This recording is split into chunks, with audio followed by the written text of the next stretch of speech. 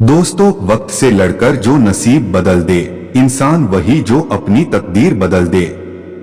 इंसान इतनी मेहनत करे कि तकदीर बदल जाए, काम करो ऐसा कि एक पहचान बन जाए, हर कदम ऐसा चलो कि निशान बन जाए, जिंदगी जियो इस कदर की मिसाल बन जाए। कर भरोसा राधे नाम का, धोखा कभी न खाएगा, हर मौके पर कृष्ण तेरे घर सबसे पहले आएगा। दोस्तों नमस्कार। यदि प्रेम का मतलब सिर्फ पा लेना होता तो हर हृदय में राधा कृष्ण का नाम नहीं होता। प्यार में कितनी बाधा देखी, फिर भी कृष्ण के साथ राधा देखी। राधा कृष्ण का मिलन तो बस एक बहाना था, दुनिया को प्यार का सही मतलब तो समझाना था। पाने को ही प्रेम कहे जबकि ये है रीत, प्रेम का अर्थ समझाएगी राधा कृष्णा की प्रीत। मन की आंखों को जब तेरा दीदार हो जाता है, श्री राधा जहां जहां श्री कृष्ण वहां वहां है, जो हृदय में बस जाए वो बिछड़ता कहाँ है। संसार के लोगों की आशा न किया करना, जब भी मन विचलित हो तो राधा कृष्ण नाम लिया करना। नंदलाल की मोहनी सूरत दिल में बसा रखे हैं, अपने जीवन को उन्हीं की भक्ति में लगा रखे हैं। एक बार बांसुरी की मधुर तान सुना दे कान्हा, हम एक छोटी सी आस लगा रखे हैं। कहते हैं कि वह सारा जीवन दूसरों की बुराइयां देखने में लगे रहे, लेकिन जब उन्होंने अपने खुद को जाकर देखा तो उन्हें लगा कि उनसे बुरा इंसान कोई भी नहीं है। वह सबसे स्वार्थी और बुरे हैं। ठीक उसी तरह दूसरे लोग भी जो दूसरे के अंदर बुराइयां देखते हैं, परंतु खुद के अंदर कभी झांक कर नहीं देखते। अगर वह खुद के अंदर झांक कर देखते हैं तो उन्हें भी पता चलेगा कि उनसे बुरा इंसान कोई भी नहीं है। जहां दया है वहीं धर्म है, और जहां लोभ है वहां पाप है, और जहां क्रोध है वहां नाश है, और जहां क्षमा है वहां स्वयं भगवान होते हैं। जो आया है वो इस दुनिया से जरूर जाएगा, वह चाहे राजा हो, कंगाल हो या फकीर हो, सबको इस दुनिया से जाना है।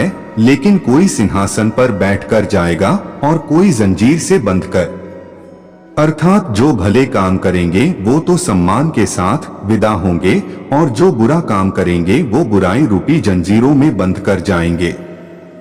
जहां मनुष्य में घमंड हो जाता है उस पर आपत्तियां आने लगती हैं, और जहां संदेह होता है वहां वहां निराशा और चिंता होने लगती है।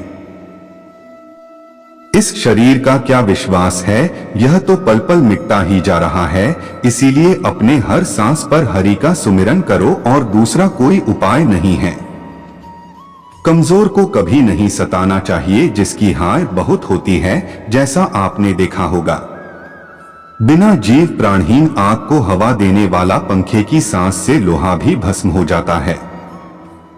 जिस तरह बाजीगर अपने बंदर से तरह तरह के नाच दिखाकर अपने साथ रखता है, उसी तरह मन भी जीव को अपने इशारे पर चलाता है। बीमार मर गया, और जिस वैद्य का उसे सहारा था वह भी मर गया, लेकिन वह नहीं मरा जिसे सिर्फ राम कृष्ण का आसरा था। अर्थात राम कृष्ण के नाम जपने वाला ही अमर है।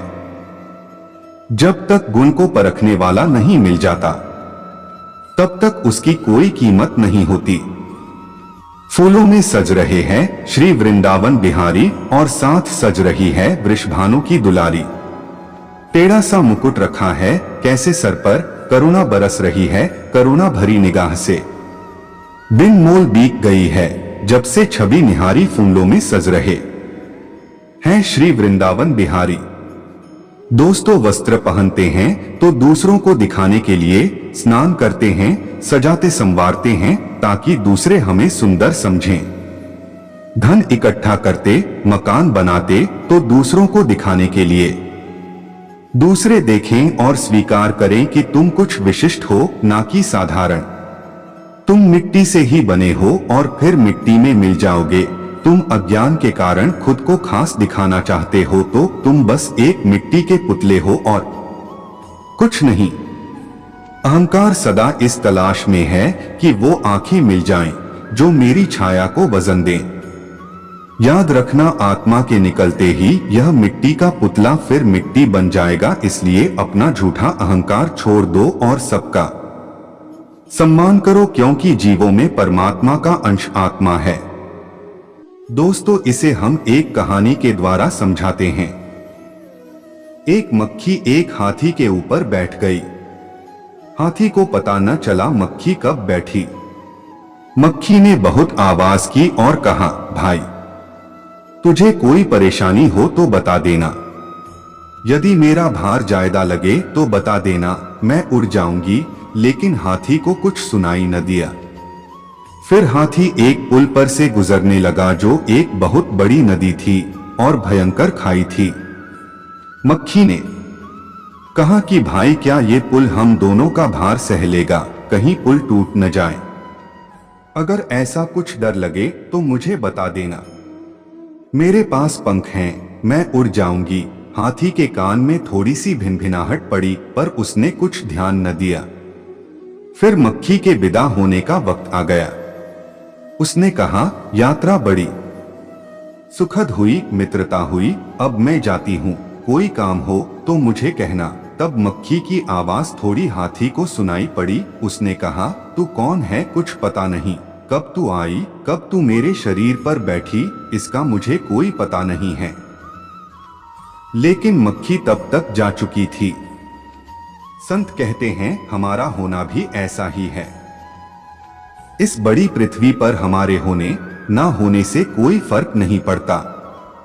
हाथी और मक्खी के अनुपात से भी कहीं छोटा हमारा और ब्रह्मांड का अनुपात है। हमारे ना रहने से क्या फर्क पड़ता है, लेकिन हम बड़ा शोरगुल मचाते हैं। वह शोरगुल किस लिए है? वह मक्खी क्या चाहती थी?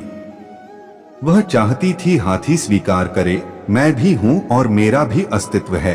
वह पूछना चाहती थी, हमारा अहंकार अकेले तो नहीं जी सकता है, दूसरे उसे माने तो ही जी सकता है। इसलिए हम सब उपाय करते हैं कि किसी भांति दूसरे उसे माने, ध्यान दें, हमारी तरफ देखें, उपेक्षा न करें। इसलिए हमें अहंकार किस बात का है? प्रभु के नाम से ही केवल उद्धार हो सकता है। दोस्तों, जय श्री राधे। आप स्वस्थ रहें, खुश रहें, यही बाके बिहारी से प्रार्थना है।